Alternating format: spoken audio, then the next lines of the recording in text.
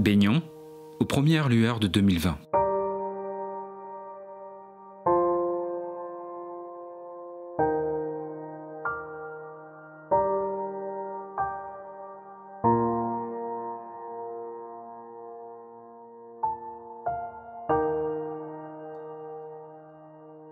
Alors que les ados de la Maison des Jeunes lavaient des voitures pour financer leurs projets, on n'imaginait pas encore ce que les mois suivants allaient nous réserver. Des doutes ont plané sur la tenue des élections municipales, le 15 mars, la propagation d'un virus, appelé Covid-19, étant vraiment préoccupante depuis plusieurs semaines. Le taux de participation a été de 68%, un pourcentage bien supérieur à la moyenne nationale.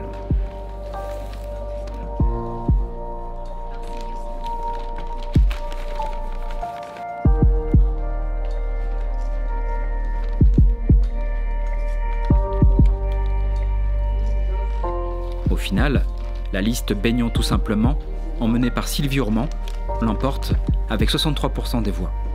Vous pouvez nous faire confiance, on s'est engagé sur la proximité, sur le fait d'aller vers vous. Merci à tous et à très bientôt. Le 17 mars, la France entre en confinement pour 55 jours. On voit des dessins, on entend les cloches, en signe de solidarité pour ceux qui risquent leur vie pour sauver celle des autres.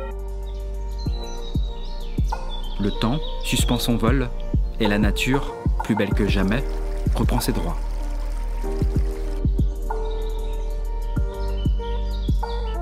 Des systèmes D se sont rapidement mis en place. Marie-Cécile Le Tiec, par exemple, a fait profiter de ses talents de couturière pour fabriquer plus de 170 masques. Les cours ont continué en distanciel. Joël Leland organisait régulièrement des visioconférences avec ses élèves de CM1 et de CE2 de l'école Germaine Tillon. La supérette aussi s'est adaptée. Alors j'ai mis en place un système de drive, c'est-à-dire que les clients ne rentrent plus mais ils me font des commandes par SMS la veille et on leur prépare leurs commandes et ils viennent les récupérer le lendemain à 11h. On a eu aussi des systèmes de livraison avec Richard, ça fonctionne très bien. Je travaille principalement qu'avec des producteurs locaux et ils connaissent le magasin, ils savent ce qu'ils ont à faire. Je travaille aussi avec le boulanger, je pense que je suis à 10-15% de chiffre d'affaires en plus. Distanciation sociale, gestes barrières font désormais partie du quotidien.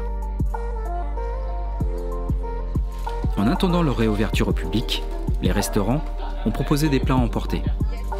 Le succès a été au rendez-vous, aux délices des rois comme au Barenton, les Baignonnais étant particulièrement solidaires, mais aussi friands de bonne cuisine.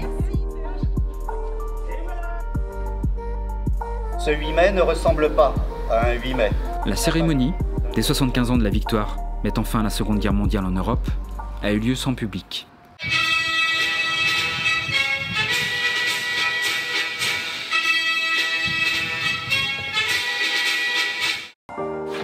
Le confinement a été levé le 11 mai. Des masques ont été distribués à chaque Baignonnais.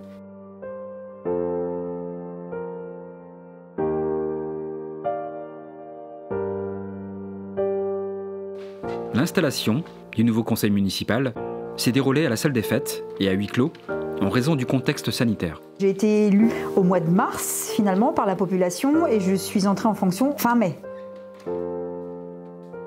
Maire de terrain, je me rendrai disponible pour les habitants, épaulée par une équipe qui le sera tout autant. Il a fallu mettre en place un protocole sanitaire drastique, notamment au niveau des écoles. À l'école Sainte-Marie, 2 groupes d'une trentaine d'élèves ont pu retourner en classe 2 jours par semaine en alternance.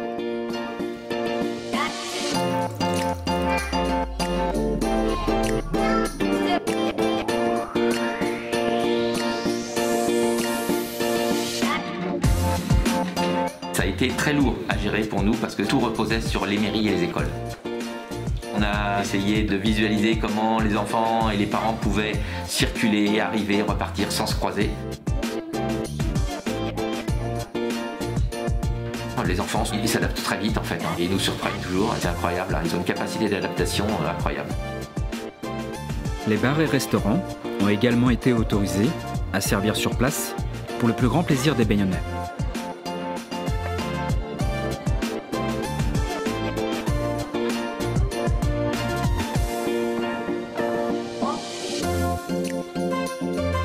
Pour célébrer leur passage en 6e, les CM2 des deux écoles se sont vus remettre par la municipalité des dictionnaires français, anglais ou espagnol.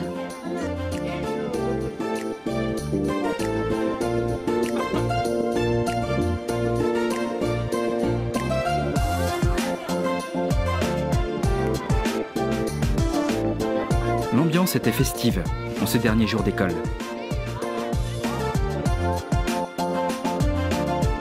L'émotion était aussi palpable avec le départ en retraite de Reine Caillon et de Catherine Cadic. C'est un jour important, dur, de partir en retraite, de quitter ces petits loups qui me sont chers. Beaucoup de peine quand même à quitter ce milieu-là. Quelques semaines plus tard, Chantal Limousin partira elle aussi à son tour. Le pôle sportif étant presque achevé, les associations se réunissaient avec les conseillers municipaux référents pour parler organisation et planning. On va accueillir beaucoup de nouvelles associations, on va accueillir la boxe par exemple, l'escrime également, le baby basket, du badminton, du yoga. Sur l'ensemble du territoire, on n'a pas deux salles d'une telle ampleur. L'Artothèque reprenait ses expositions mensuelles avec le vernissage de Mathieu Pedrazzani. Plus les gens verront d'expositions, plus ils vont se forger un œil, un goût artistique. Et ça, c'est important, c'est très important. Pendant l'été, l'association La Belle Affaire a proposé plusieurs événements artistiques, comme ce stage de harpe et de chant avec l'artiste Mandragore, qui est à l'origine de la vocation de Camille Pirin. Ce soir-là, on a pu retrouver Camille et Mandragore sur scène lors du spectacle Queltier en Brocéliande, organisé par Petit Pas et la communauté des chênes de Brocéliande. Mon roi, la plus belle des musiques, c'est le rire de nos enfants.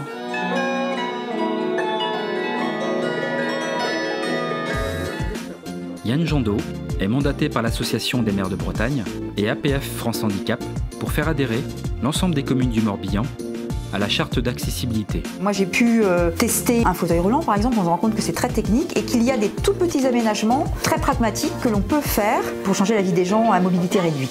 Une navette de bus reliant les communes de Baignon, Saint-Malo de Baignon et Guères a été lancée à titre expérimental. Ça rajoute, je crois, une sorte de plus-value à la commune.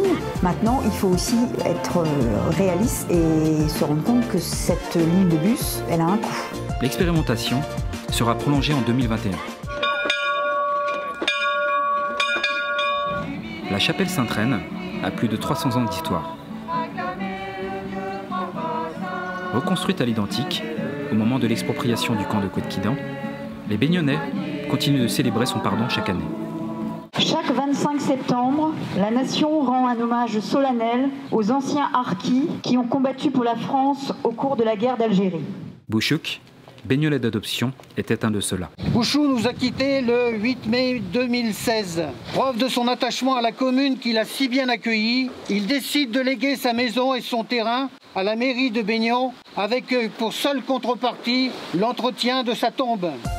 La ferme du Val d'Af a vu le jour en 2014. Le débouché principal, surtout à la création, c'était la vente à la ferme, même si j'ai commencé très vite à travailler avec la supérette sur la commune.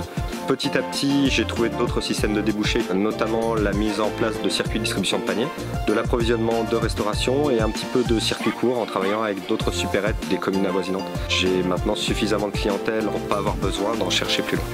Le 25 septembre, un après-midi cueillette, dans les vergers communaux, était proposé aux Baignonnais. Belle journée avec un beau ramassage de pommes qui a permis aux deux associations de parents de produire 250 litres de jus de pommes. On avait des enfants, leurs parents, et puis on avait aussi des grands-parents. Donc c'était vraiment un moment très sympathique à vivre. Une journée de formation était programmée pour l'ensemble du conseil municipal qui compte 14 nouveaux élus. C'était plus une journée, j'ai envie de dire, de cohésion d'équipe. Cette journée devra être suivie, bien évidemment, d'autres journées plus théoriques. Je suis très favorable à la formation des élus, c'est très important. Le forum, qui s'est tenu à la salle des fêtes, était une bonne occasion de découvrir ou redécouvrir les associations qui ont malheureusement tourné au ralenti cette année. Fort d'une trentaine de membres, Baignon Art Créatif mettait en lumière la diversité de ses œuvres. Les derniers travaux ont eu lieu au complexe sportif, avec l'installation du parking, le nouveau terrain de foot et la mise en place de mâts pour l'éclairage.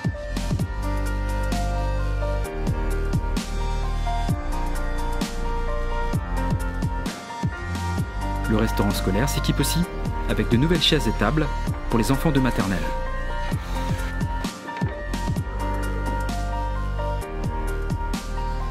Alexandre et Joanne nous ont fait des petits croissants à la mangue. Est-ce que vous voulez goûter? Oui! Pendant la semaine du goût, la municipalité offre un goûter savoureux aux enfants de la garderie, concocté par la boulangerie de Baignon. À la médiathèque, les animations pour les enfants sont régulières. À travers ses yoga contes, Marie Tanneux fait des relectures de livres célèbres, comme Les Trois Petits Cochons.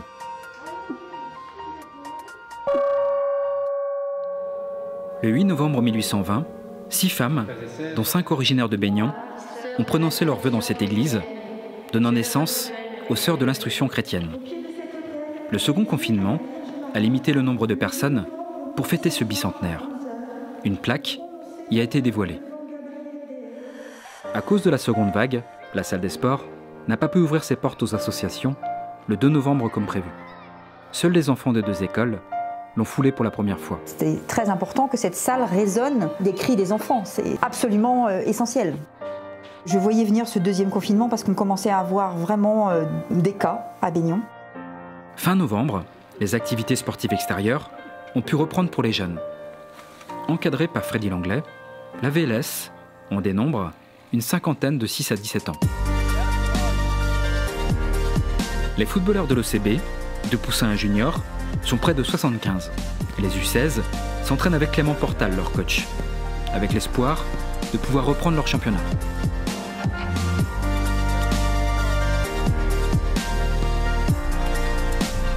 Je trouvais que ça manquait à Baignon d'avoir au moment des fêtes un village vraiment décoré, illuminé, la magie de Noël.